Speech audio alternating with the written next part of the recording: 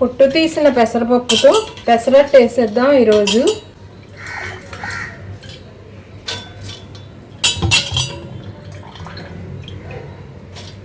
తగినంత ఉప్పు కలుపుకొని పెసరట్టు పిండి తయారు చేసేద్దాం. ముందుగా పెసరట్టు పిండి రెడీ పెట్టాను. ఇది మాత్రం కన్సిస్టెన్సీ ఉంటే సరిపోతుంది. ఈ పిండిలో 1 కప్పు ఉల్లిపాయ సన్నగా తరిగి ఉల్లిపాయ ముక్కలు వేసాను. ఇందులోనే పచ్చిమిర్చి, అల్లం ముక్కలు, జీలకర్ర వేసేస్తున్నాను.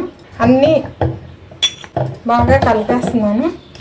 ఈ ముక్కలన్నీ పిండిలో కలిపేసి పెసరట్టు వేసుకుంటే పిండితో పాటు బాగా కుక్ అయ్యి పెసరట్టు బాగుంటుందండి. పైన వేస్తే ఉల్లిపాయ ముక్కలు కొన్ని ఉడుకుతాయి, కొన్ని మాడిపోతాయి, అలా లూజ్గా రాలిపోతుంటాయి. అందుకని నేనైతే ఇలా పిండిలో కలిపేసి పెసరట్టు వేస్తాను. స్టవ్ వెలిగించి స్టవ్ మీద పన్నం పెట్టి ఆయిల్ వేసాను.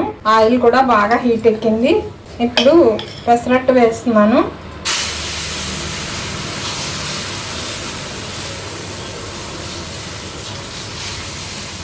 మళ్ళీ పైన కొంచెం ఆయిల్ వేసుకొని చుట్టూతా వేసుకున్నాం. పెసరట్టు రెండో వైపున కూడా బాగా కాలింది.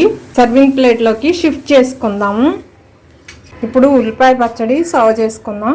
పెసరట్టు కోసం ఉల్లిపాయ పచ్చడి సర్వ్ చేశాను. ఉల్లిపాయ, అల్లం, ఎండుమిర్చి నూనెలో వేయించి చేసిన పచ్చడి అండి. ఇది చాలా టేస్టీగా ఉంటుంది. ఈ పచ్చడిలో కొంచెం బెల్లం, చింతపండు కూడా తీసుకోవాలి.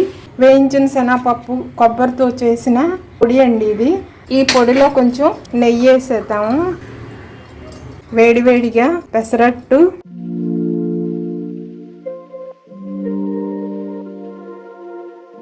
చక్కగా కాలిందండి ఎర్రగా. ఈ ఉల్లిపాయ పచ్చడితో తింటే చాలా టేస్టీగా ఉంటుంది.